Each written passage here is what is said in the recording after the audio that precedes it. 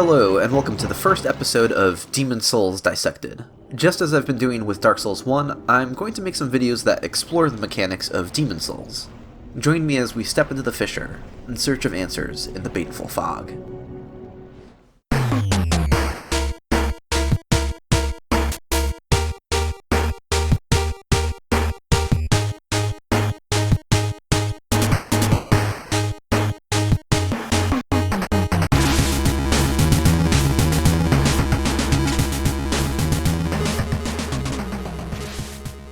Today, we're going to be talking about the treasure that can be found in the Leechmonger's boss room. Sometimes players will notice that an inconsistent amount of loot will be waiting for them at the bottom of 5-1. There will always be, at bare minimum, a couple shards of Suckerstone waiting in this corner. But in other instances, the room will instead be filled with items. Sometimes this is misinterpreted to be a world tendency mechanic, but that usual suspect doesn't come into play here. It's something a lot simpler. These are actually enemies that have simply fallen from up above. How does it work? Well, let's take a closer look. Every time a depraved one falls into the Valley of Defilement, a corresponding corpse with loot will be added to the boss room. A total of 10 items can be unlocked this way, which are the following.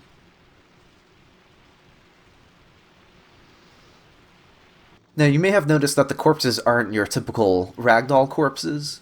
This is, of course, due to the fact that the corresponding corpses are now fixed objects that aren't literally the same enemy model that you knock down from up above. How it works is that the game will unlock one of these treasures every time an enemy falls. Before this happens, looking up a list of treasures available in the Valley of Defilement will show a bunch of items with X's after them. This means they are not yet available. When crossing the boundary into the boss room, the game will perform a check to see how many of these should be unlocked, and it will then make the appropriate amount available. It also permanently keeps track of how many corpses have fallen, so it doesn't matter if you've died between runs to the boss room. You don't have to make it to the boss room in the same run where the enemies have fallen. Something I just recently learned is that the depraved ones don't actually have to die by falling. I thought these were resulting from enemies that died from getting knocked down or just clumsily falling on their own. That does work, but you don't have to do it that way. You can just kill them normally and kick their ragdolled corpses below.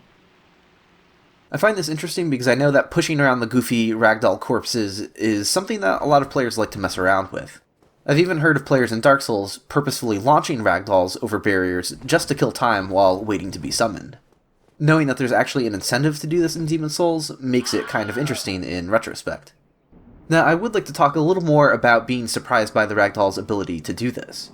Without really knowing how they work on a more technical level, I always just assumed that the game kind of disassociated the Ragdoll corpses from the enemies that spawned them. Like as if the game wasn't really actively considering anything about them, apart from doing the math and physics to push them around. Maybe that's a weird conclusion to have made, as it did turn out to be wrong. Nonetheless, this sort of recontextualizes for me the whole idea of losing loot that falls out the map. I already had some criticisms about how the Lost Items chest from Dark Souls 1 could have done a better job of serving its purpose. But knowing now that there's a framework already in place for tracking enemies that fall, it makes me think about alternate solutions that could have been in place for losing certain items. But that could make for discussion in a future Dark Souls Dissected video. Within Demon Souls, gating the spawning of a loot corpse behind any sort of prerequisite is fairly rare. Granted, there are a few items that need to be set loose, but we can see those all appear in real time before us. I think really the only other example of this are the couple items that spawn in the Nexus when you follow Yurt's questline. Are you here to fight the demons? Otherwise, the bonus items you find from World Tendency events are already spawned in, regardless of your tendency. Only the access to them in the environment is gated. As I mentioned earlier, this mechanic works with the depraved ones. It actually works with any depraved one or giant depraved one in 5-1, so you kind of have to ignore the fact that if any giant ones fall below, that their corresponding corpse is just going to be one of these small ones. When I was first looking into this mechanic over a year ago, Gibbed was able to take a closer look for me and compile a list of every enemy in 5-1. He included 3 asterisks after each enemy that was flagged to work for this mechanic. You can see it applies to all characters with the IDs 2100 and 2101.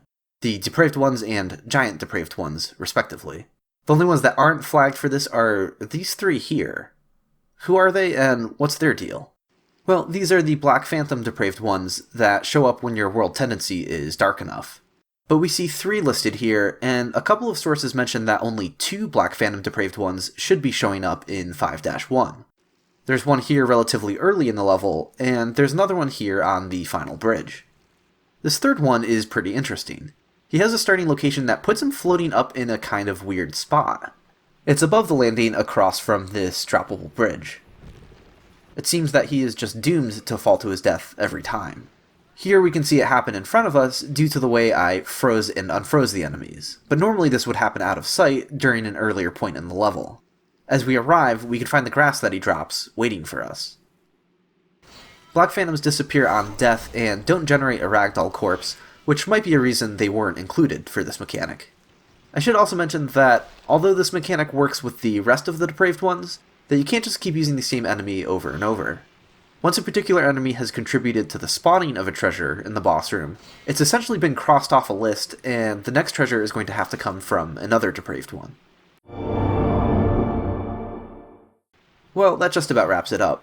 It's actually a pretty straightforward and simple mechanic, but because of how it appears to be a one-off in the series, it's not often considered and will surprise a lot of players when they learn about it. It makes me think about other areas in other Souls games that had the potential to implement something similar, but it's also refreshing to find something that isn't expected and frequently reused. As always, I hope you enjoyed this video, I hope it was informative, and until next time, enjoy playing football with some Ragdoll corpses.